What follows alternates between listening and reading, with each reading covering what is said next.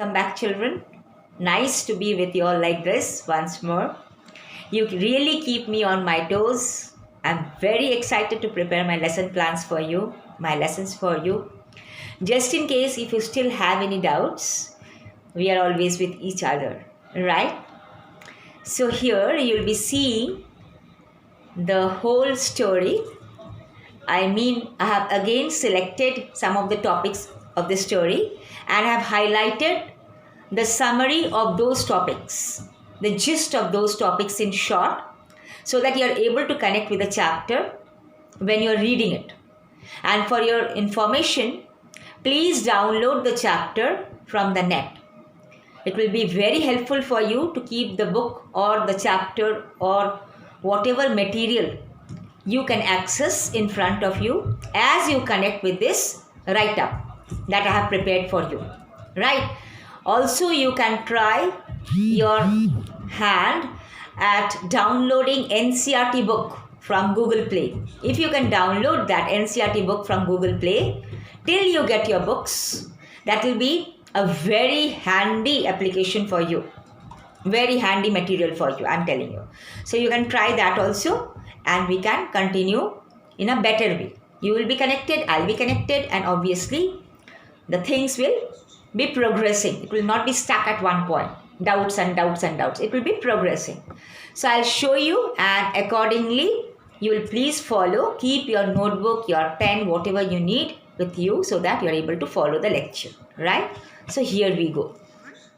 Once more, we are starting off with the story, The Portrait of a Lady by Khushwant Singh. I have already detailed the important points of this chapter, but I would like to take you a bit deeper into the chapter to help you understand the story better and get the message of the story.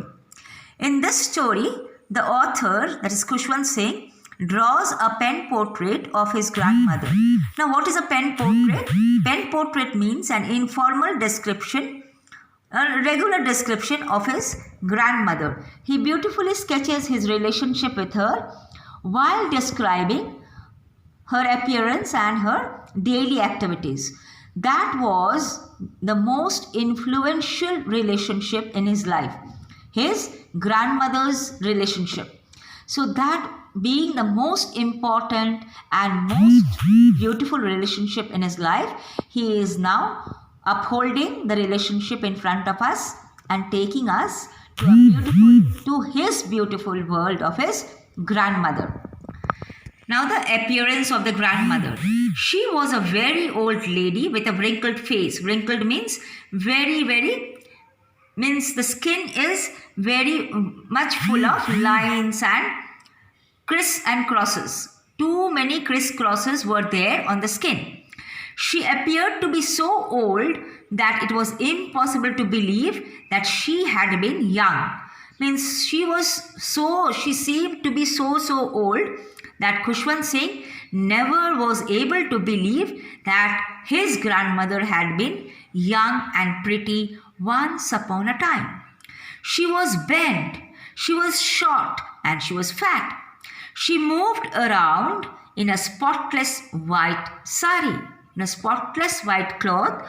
She was all the time here and there around in the house, counting the beads of a rosary. Rosary is the prayer garland that we use while we pray, while her lips moved in silent prayers. She was not pretty, but her serenity, peaceful appearance made her beautiful, and she was compared to the wintry landscape. Now, children, wintry landscape is actually very white, peaceful, and very beautiful landscape. Landscape means the nature appears to be very calm, peaceful, and beautiful. So that kind of nature, that kind of picture seemed to be upon the whole description, whole beauty of the grandmother. Means she appeared to be so calm, so beautiful, and so peaceful like the wintry landscape. And she also used to prefer white, and that is why since winter is all snowy white, grandmother's clothes were also spotless white. That is why Khushwant Singh compared his grandmother to the wintry landscape. We are moving on to the initial years of togetherness. Initial years means the beginning years of the author's life. They shared a very, very good friendship in the initial years of the author's life. The grandmother used to wake him up and get him ready for school. So you can very well imagine that the grandmother was there in almost every second, every minute, every moment of his life that time. She was there. Instead of mother waking him up, the grandmother used to wake him up and get him ready for school. Breakfast was thick, stale, very thick chapatis. Stale chapatis. Stale means old chapatis with butter and sugar. And then they used to leave for school. After having breakfast, they used to leave for school together. While returning, they used to feed the dogs. The grandmother used to sit inside the temple reading holy books while he learned alphabets and prayers in school. So you see, there was a kind of unity, a kind of bonding, a kind of, a kind of strong hold that they used to share with each other. Okay. After that, the main point, that is the turning point of their friendship, was the city life. Slowly we find the author growing up a bit, and then they moved to the city to stay with the author's parents. The grandmother stopped going with him to the school. Now when they moved to the city and they moved in with the author's parents, then the child was put to a school. And when the child started going to school, grandmother was stopped from rather accompanying him to school that time. Why? Because the author started going in a bus. So that is why there was no necessity for the grandmother to accompany him to the school. And they saw less of each other. What do I mean? Seeing less of each other? They seldom, very rarely they saw each other. No dogs were there. So initially in the village, in the initial years of their togetherness, they used to feed the dogs. While coming back from school, they used to feed the dogs. But now, no dogs were there. So, she took to feeding the sparrows. She took to feeding the sparrows. Because she was very, very lonely when the author attended the school. She felt very lonely. And she also felt lonely because the school did not teach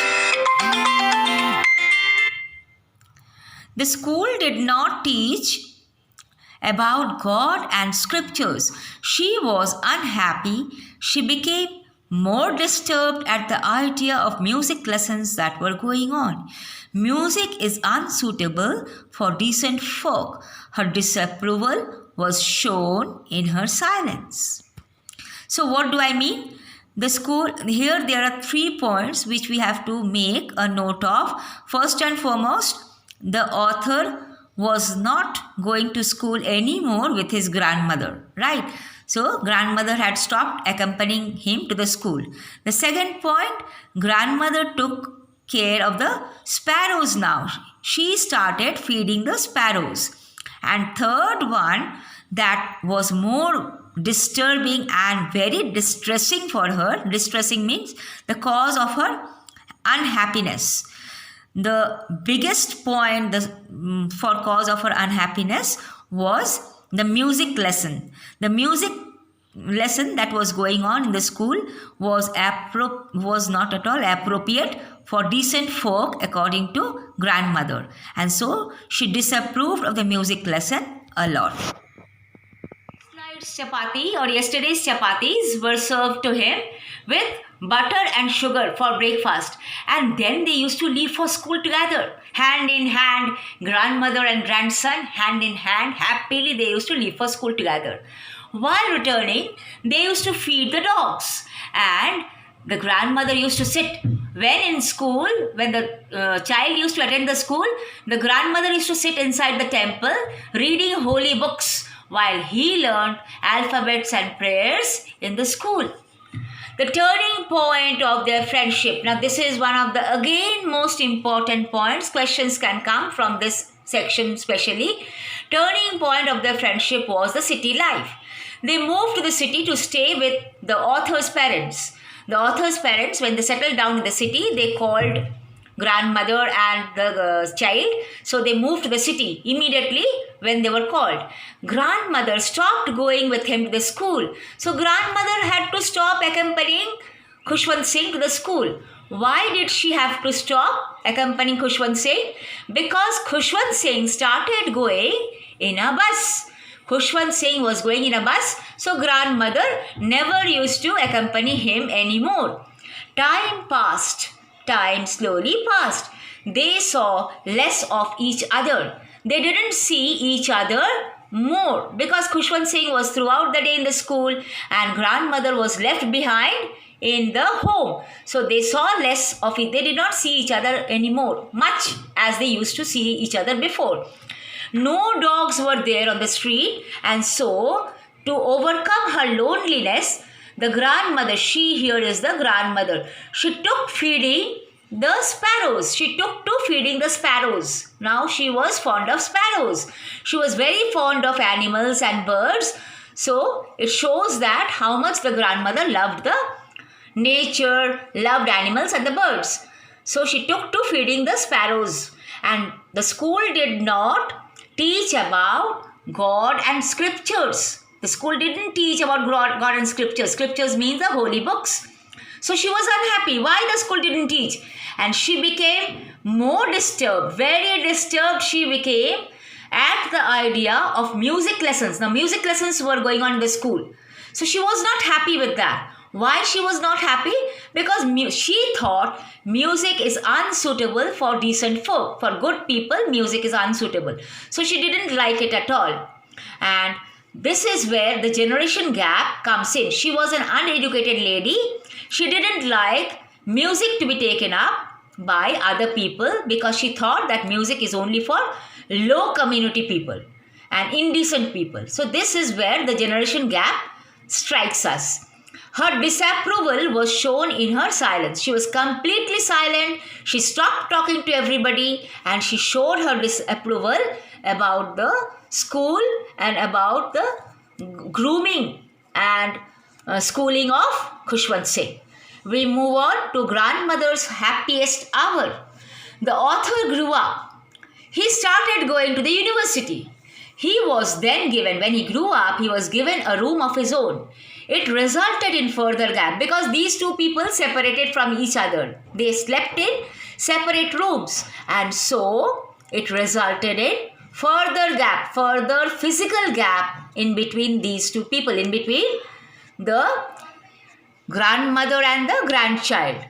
The strongest relationship had started showing gap. Okay, the grandmother accepted. The grandmother did not complain. She accepted it. And now, just let us see what happens. What are the things that happen in grandmother's life right now? We can very well see now there were a lot of changes coming over her. So what kind of changes we will see here? Her loneliness was completely with herself. She didn't share her loneliness with anybody.